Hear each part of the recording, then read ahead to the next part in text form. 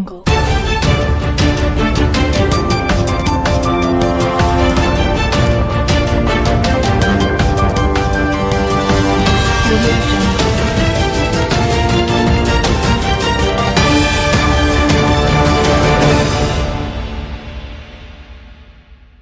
Assalamualaikum warahmatullahi wabarakatuh. Halo pemirsa, selamat datang dalam program liputan spesial hari ini. Bersama saya, Fiorella Nazwa Azahra, kita akan menyaksikan sebuah cerita inspiratif dari lingkungan sekitar rumah kita sendiri-sendiri. Bahwa semangat wirausaha bisa lahir dari mana saja, bahkan dari tempat yang paling sederhana sekalipun. Hari ini kita akan mengenal lebih dekat sosok Ibu Pipit, seorang ibu rumah tangga yang berhasil membangun usaha minuman kekinian bernama Es Teh Hijau. Di tengah ketatnya persaingan bisnis minuman, Ibu Pipit hadir sebagai bukti bahwa kreativitas, ketekunan, keberanian memulai dapat membuka peluang baru yang tidak pernah kita duga sebelumnya.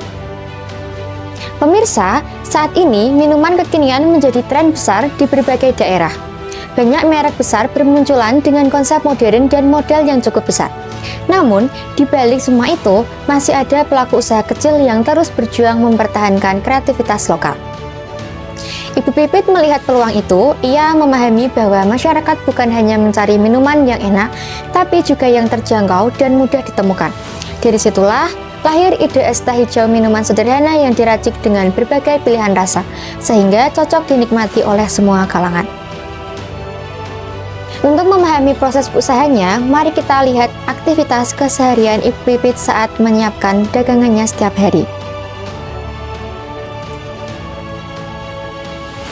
Setiap pagi, Ibu Pipit memulai dengan menyiapkan es batu, meracik teh hijau, membuat gula cair, hingga menata gelas dan alat-alat lainnya. Semua dilakukan secara mandiri dan penuh ketelitian. Dalam proses yang tampak sederhana ini, terkandung usaha besar yang mungkin tidak terlihat oleh banyak orang. Ketepatan rasa, kenalan gula, hingga kebersihan area kerja menjadi prioritas utama. Karena bagi beliau, kualitas adalah kunci agar pelanggan tetap datang membeli. Untuk mendapatkan rasa yang konsisten, Ibu Pipit menggunakan takaran yang ia kembangkan sendiri. Teh hijau diseduh dengan waktu tertentu, kemudian didinginkan agar tetap segar saat dicampurkan dengan es. Setiap varian rasa juga diuji berkali-kali, sehingga pelanggan dapat memilih sesuai selera. Tak jarang, pelanggan datang sambil bercanda dan mengobrol ringan, menciptakan suasana ramah yang tidak selalu kita temui di kedai besar. Inilah keunggulan usaha lokal, ada kedekatan emosional antara penjual dan pembeli. Di sela-sela kesibukannya, Ibu Pipit melayani berbagai pelanggan mulai dari anak kecil, remaja, hingga para orang tua. Semua dilayani dengan senyum dan kesabaran. Hal inilah yang membuat usahanya perlahan namun pasti mendapatkan tempat di hati warga sekitar.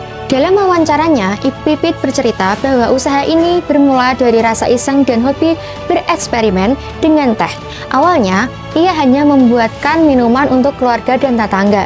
Namun, ketika semakin banyak teman yang menyukai racikannya, barulah ia berpikir untuk menjadikan hal tersebut sebagai peluang usaha. Beliau berharap agar usaha kecil seperti miliknya dapat memberikan manfaat yang nyata, baik bagi dirinya sendiri maupun bagi orang lain. Ibu Pipit juga ingin menunjukkan bahwa siapapun yang bisa memulai usahanya, bahkan dari alat seadanya, yang diperlukan hanyalah keberanian, kemauan belajar, dan konsistensi. Seiring berjalannya waktu, Es Teh Hijau milik Ibu Pipit semakin dikenal. Banyak masyarakat sekitar yang memesan untuk acara kecil seperti arisan, pertemuan keluarga, hingga kegiatan sekolah. Dengan harga yang terjangkau dan rasa yang pas di lidah, usahanya semakin stabil dari hari ke hari.